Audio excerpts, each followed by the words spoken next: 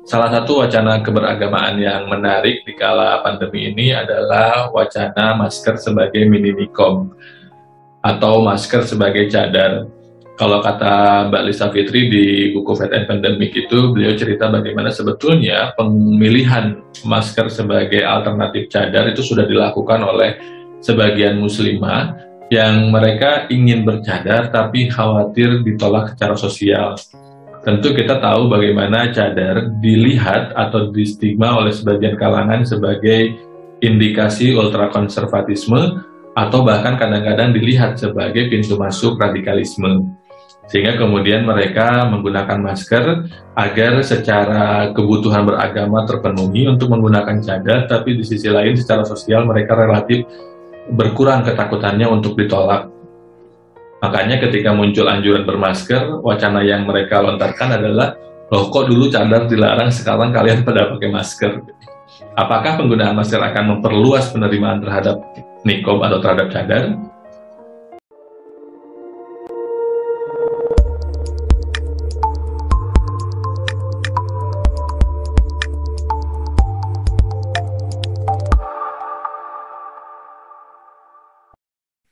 Assalamualaikum warahmatullahi wabarakatuh. Kalau kita ngobrolin soal cadar dan soal hijab, memang ada proses panjang yang tidak selalu berkaitan murni dengan keberagamaan, tapi juga dengan dinamika sosial politik.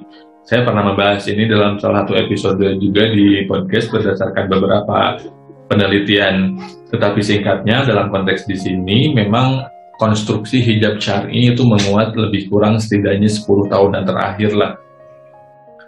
Dan apa yang disebut hijab syar'i adalah kemudian tidak hanya hijab, tapi kemudian dipersyaratkan untuk lebih besar, lebih luas, menutup seluruh badan. Jadi kalau dulu kerudung, kemudian berganti jilbab, kemudian hijab dianggap kurang cukup, sehingga kemudian muncul hijab syar'i. Dan ketika berbicara soal hijab syar'i, kemudian juga kita berbicara soal cadar atau niqab.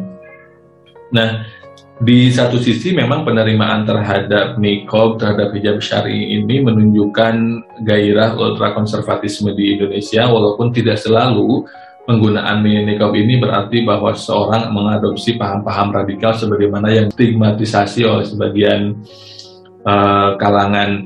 Kadang-kadang bisa jadi sebetulnya penggunaan hijab syar'i atau masker dengan niqab ini berangkat dari semata ekspresi religiusitas di ruang publik, karena memang hijab syar'i ini telah dikomodifikasi sedemikian rupa. Misalkan ada sebuah penelitian yang menyebut bagaimana penggunaan kerudung tidak serta-merta menunjukkan pengadopsian terhadap suatu gagasan keberagamaan tertentu.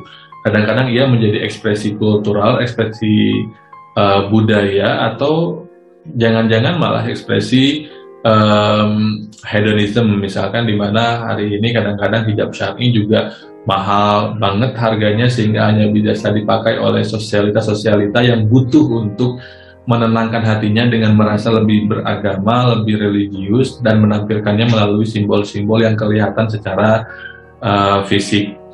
Nah,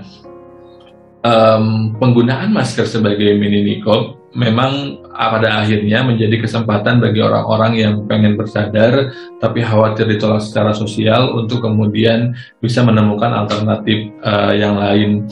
Bahkan hari ini kemudian ada kerudung yang memiliki cantolan yang kainnya sama, warnanya sama, yang kemudian bisa digunakan juga sebagai masker, sehingga dalam kondisi tertentu bisa menjadi niqab, di kondisi lain bisa dilipat di pinggir sehingga kemudian tidak menjadi niqab.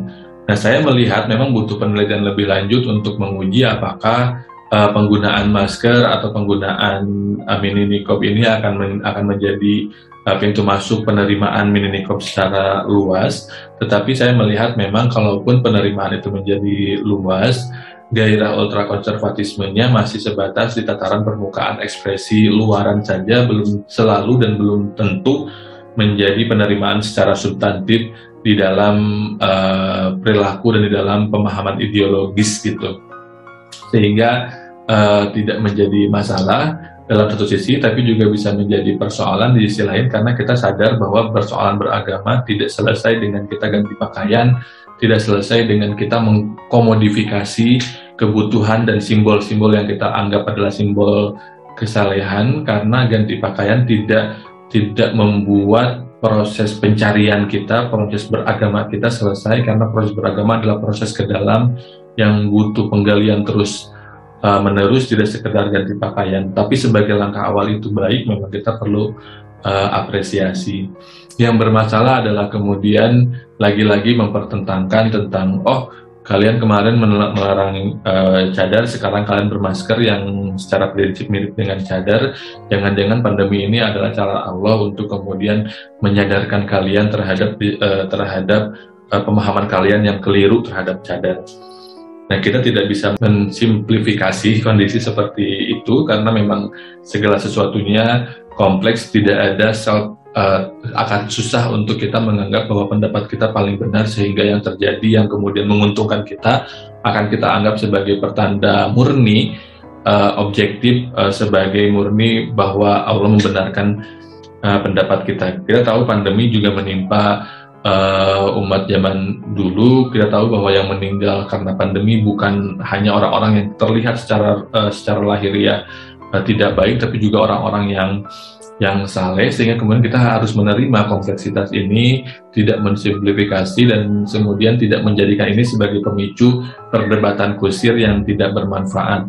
Yang bercadar monggo bercadar, yang kemudian bermasker untuk bercadar monggo melakukannya, yang tidak menyetujui itu juga monggo, yang kemudian bercadar demi kesehatan juga silahkan. Mari kita bersama-sama berupaya untuk beragama secara lebih baik dengan kapasitas dan dengan pemahaman kita, tanpa kemudian merasa bahwa proses yang kita jalani paling benar dan yang orang lain lakukan adalah salah dan perlu disalahkan.